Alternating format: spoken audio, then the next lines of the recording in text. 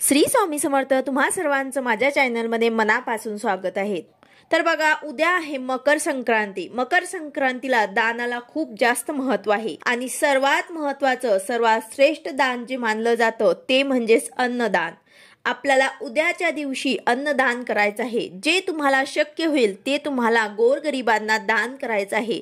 तुम्ही त्यामध्ये फळं सुद्धा दान करू शकतात किंवा मग तीळ दान करू शकतात, तूप दान करू शकतात, त्याचबरोबर तुम्ही खिचडी सुद्धा बनवून दान करू शकतात। गोरगरिबांना जे शक्य होईल ते तुम्हाला दान करायचं आहे। त्यासोबत उद्याच्या दिवशी आपल्याला दीपदान सुद्धा करायचं आहे। हे सुद्धा महत्त्वाचं आणि श्रेष्ठ दान मानलं जातं। त्याचबरोबर गोदान सुद्धा श्रेष्ठ दान मानलं जातं।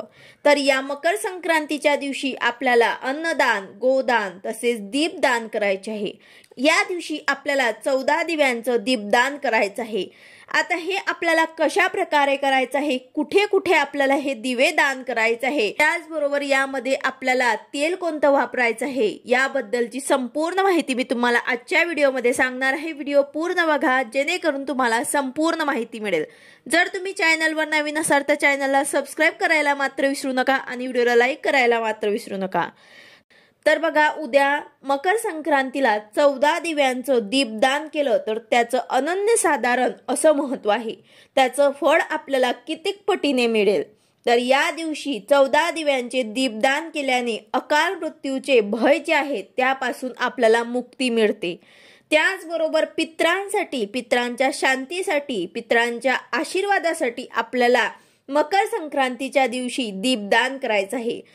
दीपदान केल्याने तुम्हाला तुमच्या पितरांचा आशीर्वाद मिळेल आणि हे अतिशय प्रभावशाली ठरेल तुमच्यासाठी।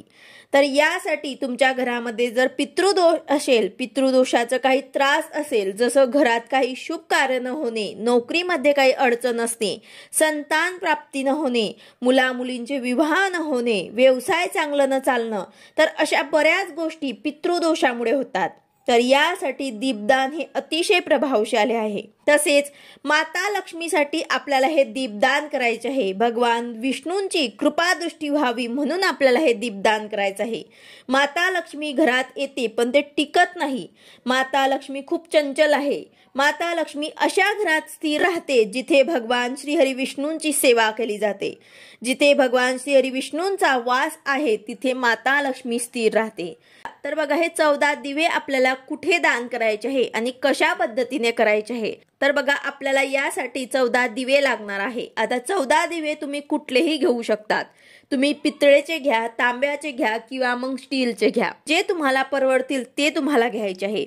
यापैकी तुम्हाला जे शक्य होईल ते 14 दिवे तुम्हाला घ्यायचे आहे। आता ज्यांना हे तिघांमधून स्टीलचे, पितळेचे किंवा तांब्याचे घेणे शक्य नाही त्यांनी मातीच्या पंती घेतल्या तरी सुद्धा चालेल। किंवा मग तुम्हाला हेही शक्य नसेल तर तुम्ही कणकेचे 14 दिवे बनवून ते सुद्धा घेऊ शकतात।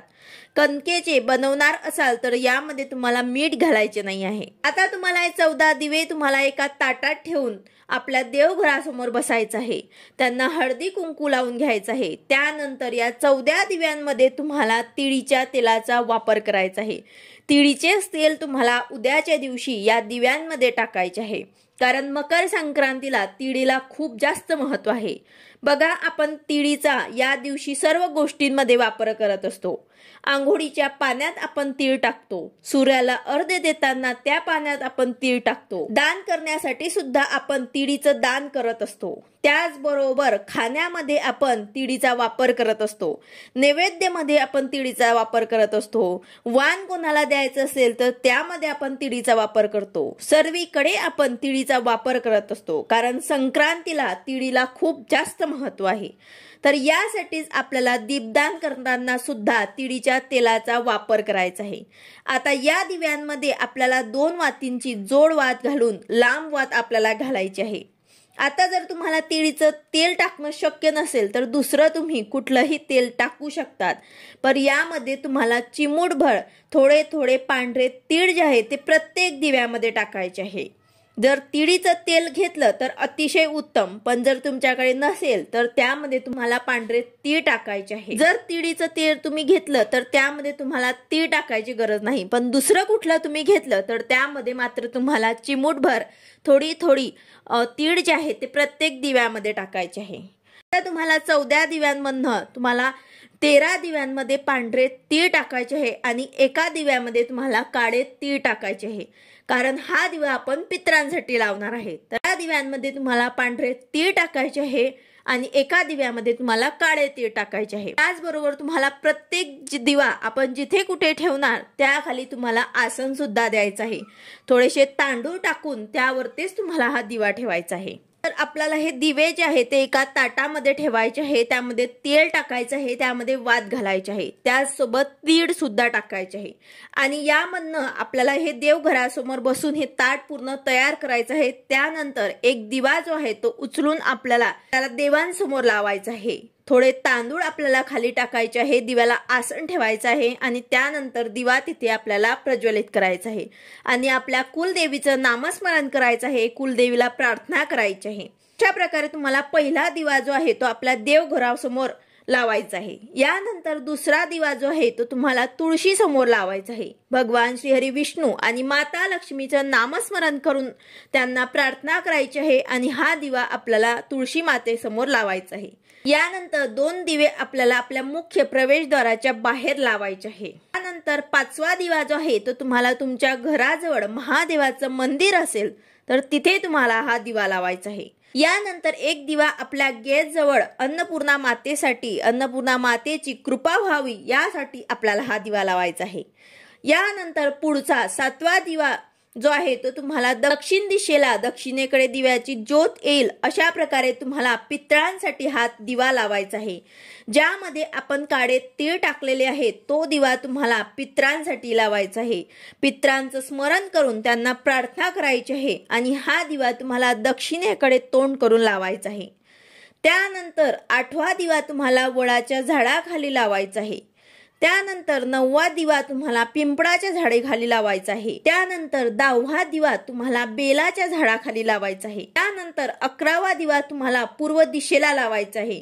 हा शक्यतो तुम्ही जेव्हा सूर्यनारायणाचं दर्शन जेव्हा घ्याल, म्हणजे सकाळी तुम्ही सूर्याला अर्घ्य जेव्हा देणार त्यावेळेस तुम्हाला सूर्याखाली ठेवायचं आहे। म्हणजेच काय तर पूर्व दिशेला तोंड करून त्या दिव्याची ज्योत जी आहे ते पूर्व दिशेला येईल अशा प्रकारे तुम्हाला सूर्यदेवांसाठी हा दिवा जो आहे तो लावायचा आहे। त्यानंतर एक दिवा तुम्हाला उत्तर दिशेला लावायचा आहे, कारण सूर्याचा उत्तरायण चालू आहे, त्यासाठी तुम्हाला उत्तर दिशेकडे तोंड करून हा दिवा एक लावायचा आहे। त्यानंतर पुढचं दीपदान तुम्हाला पश्चिम दिशेला आपल्याला करायचं आहे, कारण सूर्य मावळण्याची दिशा म्हणून आपण पश्चिम दिशेकडे बघतो।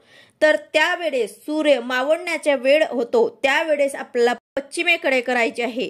अशा प्रकारे तुम्हाला हा दिवा संध्याकाळी सूर्यास्ताच्या वेळेस हा दीपदान आपल्याला करायचा आहे। त्यानंतर एक दिवा जो आहे तो तुम्हाला उंबराच्या झाडाखाली लावायचा आहे, किंवा मग उंबराचं झाड नसेल तर तुम्ही दत्त महाराजांच्या मंदिर असेल तर तिथे सुद्धा तुम्ही हा दिवा लावू शकतात। त्याचबरोबर हे दिवे तुम्हाला कधी लावायचे आहे तर हे दिवे तुम्ही सकाळी सुद्धा लावू शकतात आणि संध्याकाळी सुद्धा लावू शकतात। जेव्हा वेळ मिळेल तेव्हा तुम्ही हे दिवे लावू शकतात। अशा प्रकारे तुम्हाला 14 दिव्यांचं दीपदान जे आहे ते उद्याच्या दिवशी आवर्जून करायचं आहे। त्याचबरोबर काही जणांना हाही प्रश्न पडणार की जर तुमच्या घराजवळ हे झाडं नसली तर तुम्हाला हे दीपदान कुठे करायचं आहे, तर हे दीपदान तुम्ही तुमच्या घरातच देवांसमोर सुद्धा करू शकतात। त्यांच्या नावाने तुम्हाला हे दीपदान आपल्या घरातच देवांसमोर करायचं आहे। त्याचबरोबर आता जर घरामध्ये मासिक पाळी किंवा विटाळ असेल तर तुम्हाला हे दीपदान करता येणार नाही।